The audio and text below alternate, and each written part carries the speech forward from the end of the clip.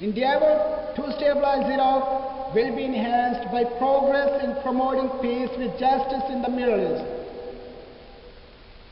Hopes for just and comprehensive peace were aroused earlier this year. These hopes have been progressively dimmed, but failure is not an option. The fate of the Palestinian people is the principal factor in determining public and political perception in the entire Islamic world. Therefore, we must revive faithful implementation of the roadmap and realize the vision of two-state Palestine and Israel, living side by side in peace within recognized boundaries. Mr. President,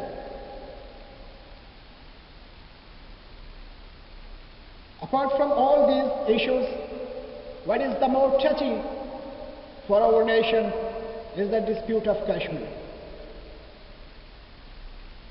Jammu and Kashmir has been nightly described as the most dangerous dispute in the world.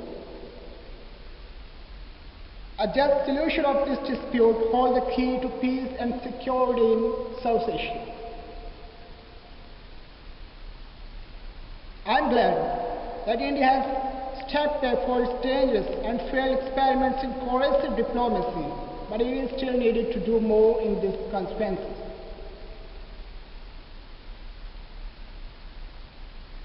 Mr. President, apart from addressing Kashmir, sustainable security in South Asia requires both of the countries to institute measures to ensure mutual nuclear restraints and a conventional arm balance. But unfortunately, it has been violated by either of the states. Mr. President, the crisis and conflicts of the last 2 decades have enhanced, not diminished, the relevance of the United Nations.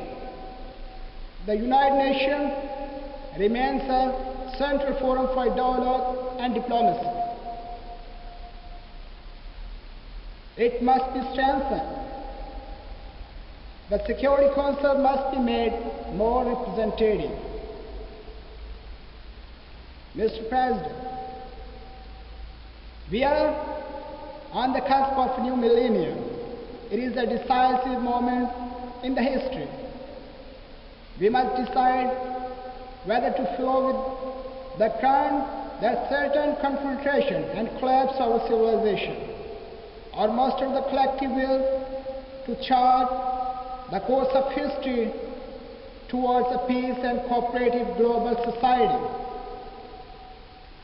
The leaders assembled here bear an enormous responsibility to rescue our world from war and violence, from poverty and pestilence, to redress inequality and impoverishment which breed despair and destruction, and to collectively construct a new global architecture of peace and prosperity for all peoples and nations.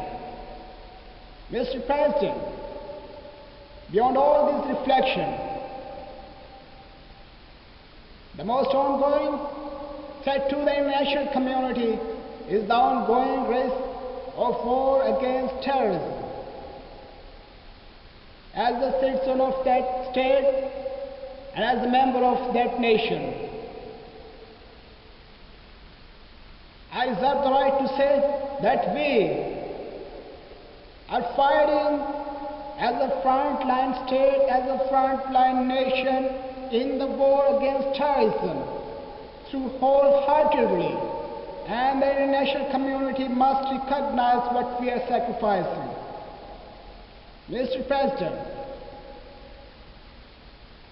we are sacrificing the future of our generation.